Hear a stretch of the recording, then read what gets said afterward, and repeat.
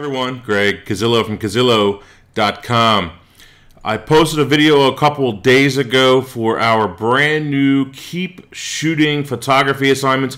Make sure you check that video out. And one of the questions that actually came out of that was about this black and white photo, about how I processed it. And someone actually commented on the blog and said, man, he had to have processed that in Photoshop CS6 to get that kind of power and get that kind of detail and get those blacks and those color, those shades of gray, not really colors, but shades of gray in this black and white image. And no, I actually processed it originally in Adobe Photoshop Lightroom 3, so that means it's the old process. And so I thought I'd play with this image a little bit, kind of give you a little bit of stream of consciousness as I'm working on this photo.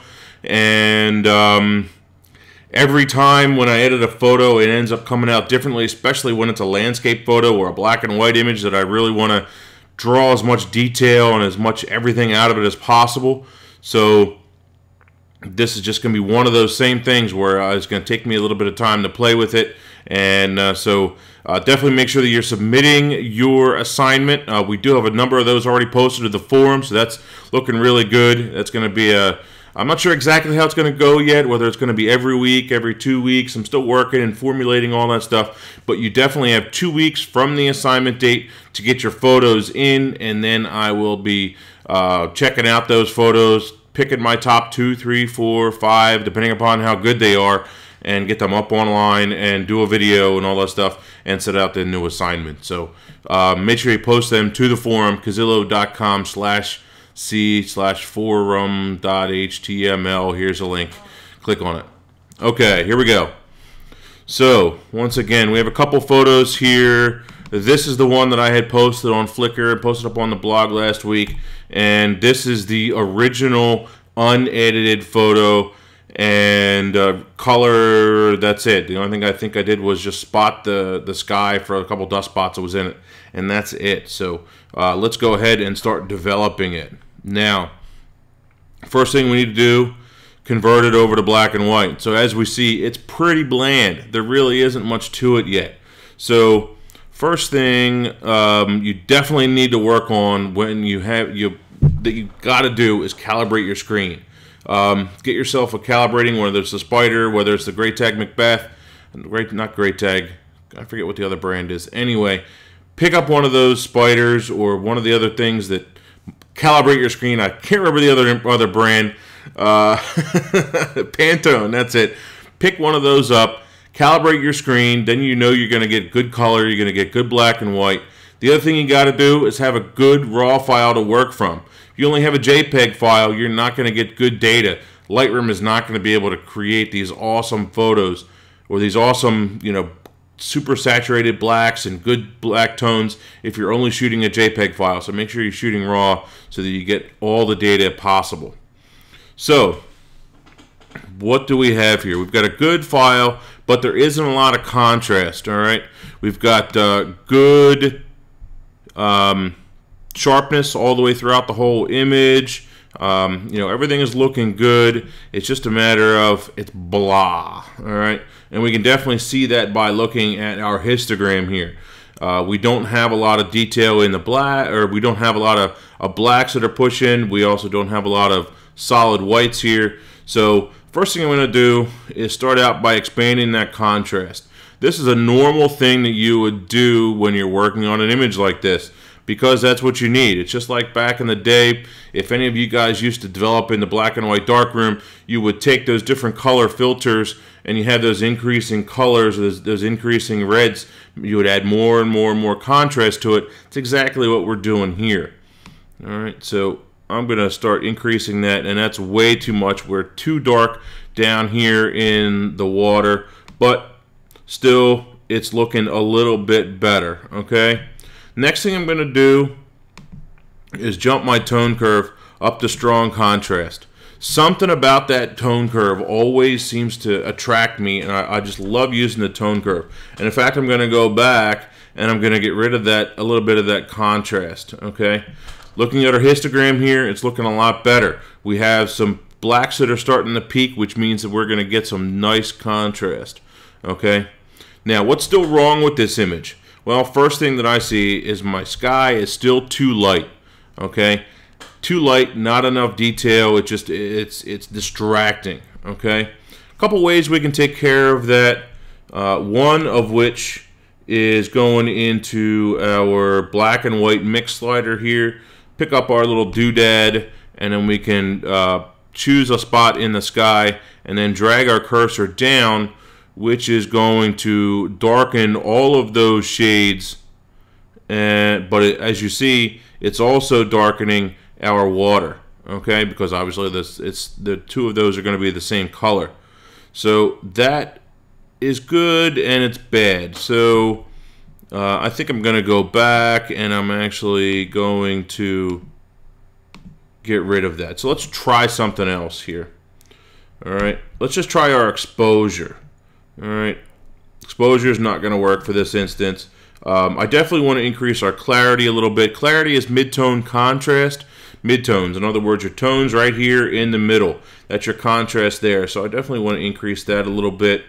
Playing with our blacks, our whites, our shadows, and our highlights. By the way, this is processing on the new 2012 process, not the older process. So photo's probably going to look a little bit different. Just realize that. Doesn't matter. So let's try our graduated filter for our sky. That's another great way to add more depth and contrast to our sky. So let's drag it onto there, our graduated filter onto there, and then we're going to bring our exposure back down a little bit, and that definitely helps. I like that. All right, and let's go a little bit more. Let's add some contrast in there, and so we get that sky to pop a little bit more. And yeah, we're getting there now. I think it's looking pretty good now. Let's leave that just for right now. All right, just for S's and giggles. All right, so the other thing I like to try when I'm working on a black and white, and I'll do this probably 3 times out of 10, something like that, is play with my temperature and my tint. The white balance doesn't matter when you're working on the black and white, so why not try it? Why not see what happens? All right, so I love playing with this. It gives me just tones that you would almost never get, or it'd be a lot more difficult to get by just trying to manipulate each individual color. And so I am really liking that somewhere in there. Now my tint, once again, I'm going to play with. You know, drag it all the way to each end, see what you like. And so I'm digging that right in there somewhere. But what I'm probably going to end up doing is posting this photo again just to show you the different versions of it. All right. Now I'm going to come back here to my black and white mix, and I'm going to lighten that water a little bit. Okay. And then I'm going to come back up here to this guy. And by the way, in order to edit your previous graduated filter, you got to hit this little doodad right here, this little button, and then it shows up. All right, and so I'm going to darken that again. I'm going to bring my shadows back up. Let's see. I think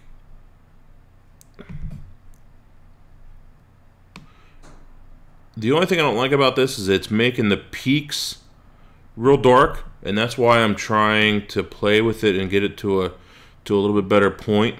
All right, I'm going to rotate it just a hair. That'll help it a little bit, get those peaks on the right out of the frame, out of the gradation a little bit better. Okay, that helps. All right. I'm going to drag that down a little bit. And it's just dragging and positioning it until you get it to about where you want it. Okay, that's a little bit better, I think. My peaks aren't quite as dark there. Okay, but I still get a much nicer sky, and maybe it's just a touch too much. So let's back that off a little bit. All right. That's better. Okay, just a little bit. 130. There we go. Okay, so I like that black and white a lot. I think I might bring my exposure down just a touch more, just to saturate the whole thing and darken the whole thing. But then I think I'm going to open my whites back up. That's better. Again, just tweaking this image until I get it to about where I want it. All right, I think my blacks are fine. You could be doing this with your tone curve, highlight, dark light, shadows, if you wanted to. Just this particular image, using this set is just fine for me. Now, next thing we need to do for all images is sharpen them. All right, so I'm going to look at my sharpening. What I like to do is actually over sharpen, turn my amount up a little bit too far, zoom in to 2:1, and I can see it's just over sharpening. It's just not looking good, but that's okay, because I'm just going to play with this until I get it about where I want it. And I'm just looking at like right in here, and I'm saying, okay, how does that look? Is it giving me additional detail, or is it really kind of messing things up? All right.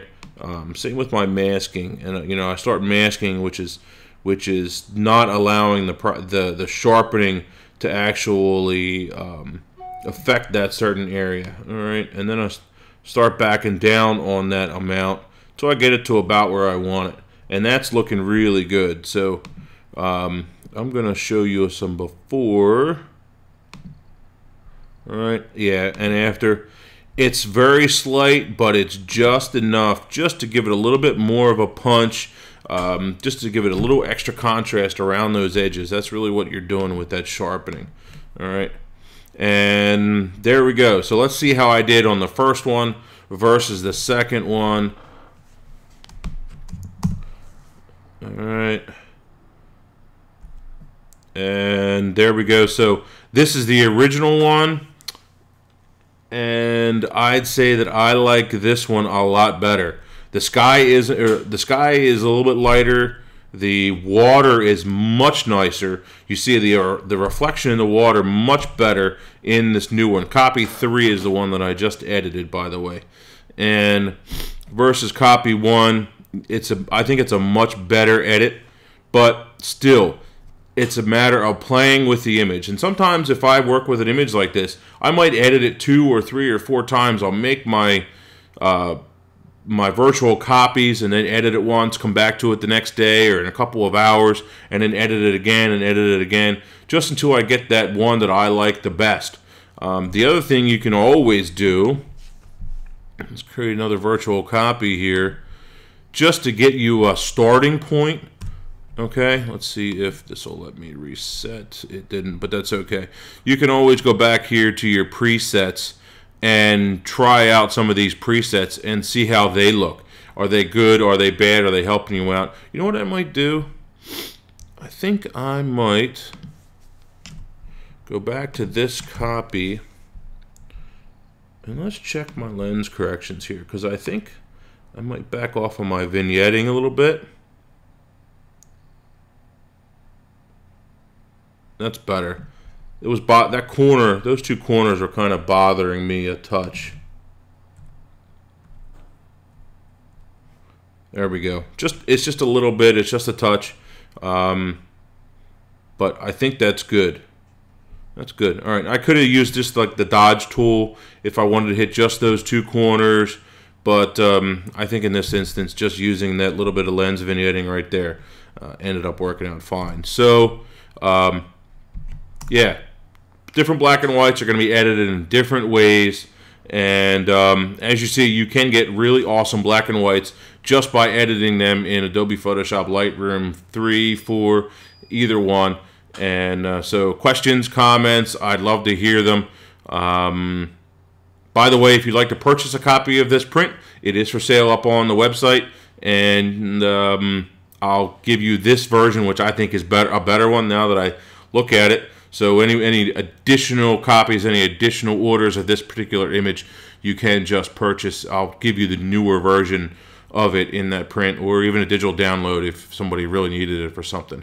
So questions, comments, concerns, let's hear them, put them in there, and make sure that you're submitting your photography assignments over to the forum.